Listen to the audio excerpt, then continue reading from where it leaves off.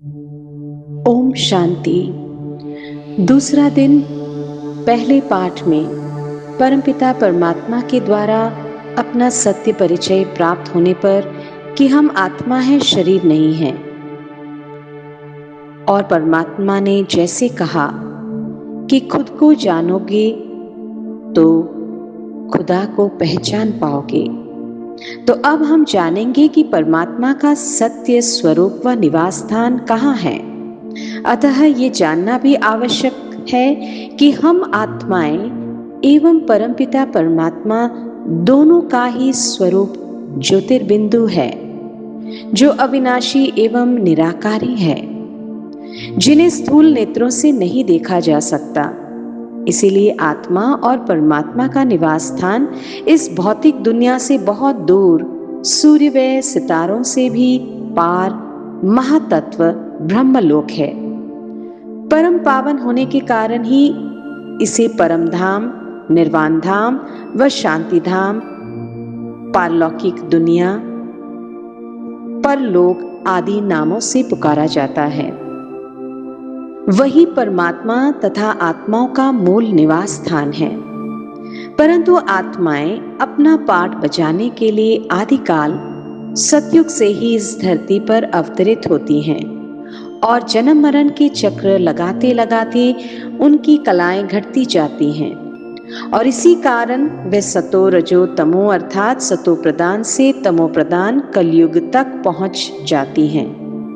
आत्माओं की शक्ति क्षीण हो जाने से वे स्वयं की एवं अपने पिता परमात्मा की पहचान पूर्ण तरह विस्मृत हो जाती हैं। ऐसे में परमात्मा परमधाम से धरा पर अवतरित हो प्रकृति का आधार लेकर अपने रूप, गुणों व कर्तव्यों का ज्ञान आत्माओं को कराते हैं। परमात्मा के इसी कर्तव्य को भक्ति मार्ग में महाकालेश्वर ज्योतिर्लिंग के नाम से पूजा जाता है। श्रावण मास में महाकाल के मंत्रों से एक ऐसा शिव मंत्र जिसे शाबर मंत्र कहते हैं, उसमें इतनी शक्ति है कि उसके नियमित जाप से सारी सुख समृद्धि स्वयं ही सिद्ध हो जाती है। महाकाल की आरती और भस्म आरती तो विश्व प्रसिद्ध है। अतः पतितों को पावन बनाने वाला, इस दुख की दुनिया को काल के पंजों से छुड़ाने वाला कर्तव्य महाकालेश्वर शिव ही करते हैं, जिसकी महाकालेश्वर ज्योतिर्लिंग के नाम से भक्तजन पूजा अर्चना करते हैं। इसीलिए भक्ति मार्ग में इस भव्य ज्योतिर्लिंग महाकालेश्वर की विशेष श्रद्धा व महत्व है। परमात्मा आत्माओं को पतित बनाने वाले देह अभिमान, काम, क्रोध, लोभ, मोह व अहंकार आदि सभी धर्मों का विनाश कर एक धर्म आदि सनातन देवी देवता धर्म की स्थापना करते हैं।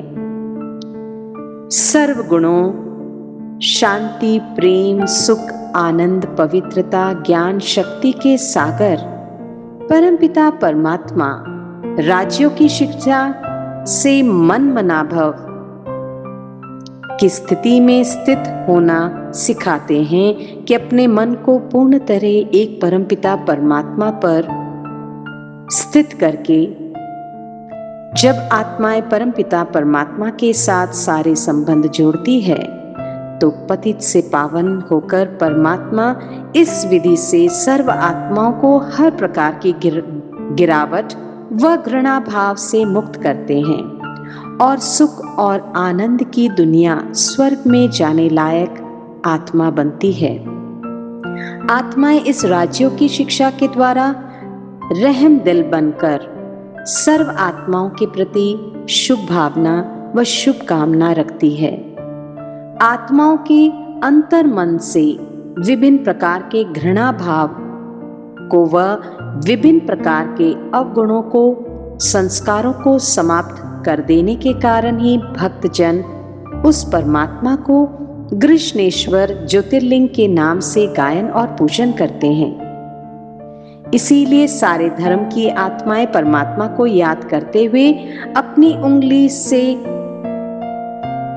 ऊपर की ओर संकेत करते हैं और ये बताते हैं कि आत्माओं का पिता निराकार गॉड, ईश्वर, अल्लाह, सत्यम, शिवम, सुंदरम एक ही है, जो ज्योतिर्बिंदु, नूर, लाइट है।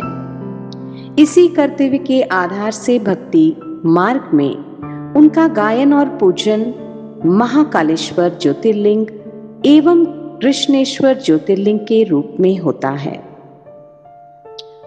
ओम शांति, ओम शांति।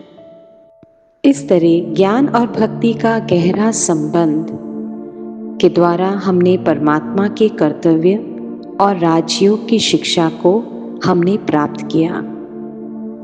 ओम शांति।